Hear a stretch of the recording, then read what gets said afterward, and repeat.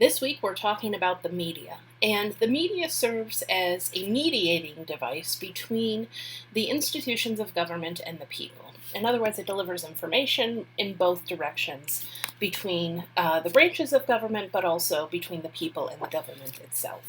So let's dive in. One of the things that I think people fail to realize about the media is how much it has changed and also stayed the same over time in different ways. People complain quite often, and rightfully so, that there's a lot of partisanship in the media, that media sources are biased in different directions, and that's certainly true. But that has happened throughout our nation's history in different ways. And right at the beginning, we had party control of newspapers, where parties actually had their own newspapers that printed the stories that were relevant to that party in that party's voice. So this isn't such an uncommon thing. In fact, it existed at the time of our founding and certainly at the beginning of the nation as well. And then once technology improved, we had more of a diversity of print sources because it was more accessible to a variety of people. So we had kind of a different voice entering when people had more access to the printing press. After the Civil War, this grew quite a bit, and we had the growth of independent media, really kind of blowing up and becoming much more of a force. We had independent news media that were investigating a slew of different things, whether that was homes for the mentally ill or conditions at meatpacking plants. There were a lot of stories that were kind of being done in an investigative journalism way that we had not had before. And then finally, the 20th century saw all kinds of new media growth in terms of different forums for media, whether that's social media, radio, TV, internet, just all of those. At the same time, a lot of those devices ended up being held in very few hands. So we have media conglomerates that own big chunks of the media and different forms of media. And that has created a new situation where it isn't as diverse maybe as we think it is just by the number of sources, because a lot of those are owned by the same owner. Now, another thing that becomes somewhat relevant is who looks at what media. And so if we look at different generations, and this is a little bit outdated, but it's still valuable for the same lesson. The older you are, the more likely you are to get your news from the television and newspapers. And as we get younger, newspapers become less important, television becomes much more important. Until we get to Gen X, where the internet rivals and probably today overtakes television news. And then, of course, millennials who get their news from the internet far more than they did even a few years ago. And for some reason, this is repeated in here. But you can see here that what happens is the newspapers and the radio and even the television become less important as people get younger, and that comes into play. One of the things that becomes important then, if we are going to get our news from a variety of sources, whether that's on the internet or not, is that we need to become literate in media. We need media literacy. And that means that the system only works, the mediating system of the media only works if we evaluate the information we're given. One of the ways that we can evaluate information is determining whether something is fake or it's satire. And satire is using something that seems real to make a point. So The Onion, for example, is satire. It's not real news, but it's there to make a point that's usually humorous in nature. There's also a difference between fake news and just bad analysis. The facts might be correct, but the way in which they're being presented might be flawed for a variety of different reasons. And so that becomes important. The analysis that news organizations do becomes important because the everyday layperson cannot do that analysis necessarily on their own. So what we tend to do is look for trusted sources, and those, there are trusted sources out there, and they might be partisan in nature. Just because there is a partisan slant does not necessarily mean something is not newsworthy or worth your time in reading. But you do have to do your own fact-checking sometime. And there are sources that you can use for this, like Snopes, which I will link to, or PolitiFact, or factcheck.org, that will help you determine whether the claims being made are correct or not. And once you become able to trust a certain news source, you might have to do the fact-checking a little bit less.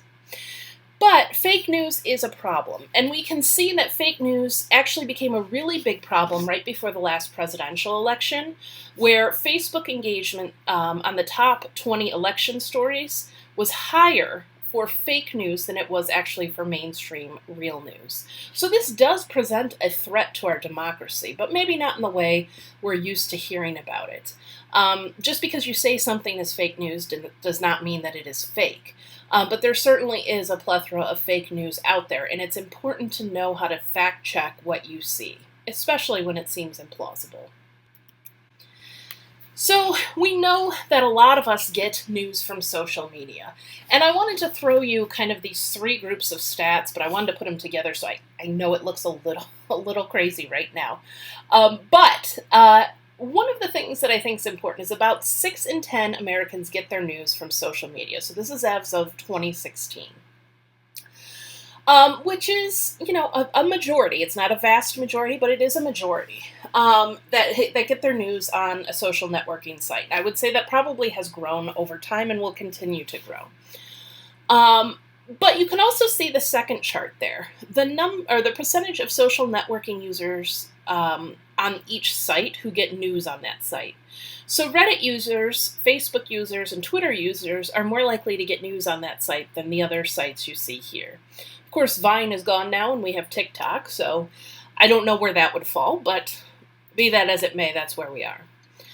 But I think what's important here is this last kind of piece of information on here, which is the percentage of news users who only get their news from just one site, 2 sites, or 3 or more sites. And as you can see, of the people who get their news on social media, most people just check one site, meaning they don't check any other site for that news. They just read the headline and move on. And that becomes a really big problem when you're not looking at the breadth of the news out there, but just seeing what other people on your timeline post. That's really filtering what you get. And your perception of the world, as studies have shown, can be really driven by this. And so our first reading for this particular topic is from Cass Sunstein, and it's called Republic 2.0. And in Republic 2.0, what he is talking about is the fact that we tend to establish these bubbles, and this comes from an SNL skit from a few years ago that I will put up for you to watch as well. Because this day and age, we are able, through consumer choice, to filter the information we do and do not receive. We create this bad political discourse because we filter so much, right? That all we know is this one view of the world, this one set of facts, this one set of analysis, and we do not have these experiences at a water cooler, at some kind of common place where we can exchange ideas in a way that is civil or healthy. So he says perfect filtering is bad for 3 reasons. The first is that this causes fragmentation. We only will, if filtering is perfect, we will only talk to members of our own group, and we will not reach across groups and find any commonality. So this breeds distrust between different groups of people. The second problem is a lack of shared information. When we perfectly tailor our information, right, we don't have anything in common to share. And he says it's very important to have these common points. Even if they seem small at the time, they could be quite big. So things like the Olympics or other shared events where it seems like we're all kind of concerned about them might actually be a good thing just to draw us into a common set of facts and understanding so we have an ability to talk to one another. And then the final thing is we tend to misunderstand freedom as perfect choice. In other words, we assume that because we can filter anything out, that's freedom. And what he's saying is that's a false sense of freedom, because you truly cannot know what's out there when you've set the filter so strong. And so it's a false sense of freedom that we have established, that we are listening to what is the true news or the true facts, and then we're living our lives by that. And that creates these bubbles that are really bad for society and cause divisions between groups. We then add to that the Mutz piece on hearing the other side. And Mutz is a very influential political scientist who talks about the influence of media and discourse and debate in our daily lives. And one of the things that she talks about in the piece that we've read for this class is that the types of programs we watch really matter. When everything seems contentious and overly debatable, we actually create a situation in which, number one, a lot of people don't want to participate, and number two, when they do, it's automatically hostile, right? So she actually suggests that even though it may be more boring to watch the people on C-SPAN, and it can be, that at least boring is better than incitement of the kind of level that you would see on a Chris Matthews or Bill O'Reilly show, both of whom are off the air right now, because that doesn't do us any good. Certainly it's not news, it's opinion, but it also suggests that there is no agreement over some common facts. And it's not true debate, right? It's this kind of vicious debate that leads to incivility. So with that, I will leave you. I will post the SNL video for you so you can watch it. I think it will help explain how this happens, at least in one sector of society. But I want you to keep in mind the ways in which this can happen to all of us, and keep an open mind and do some fact-checking of your own when you hear claims that are somewhat implausible or impossible. All right.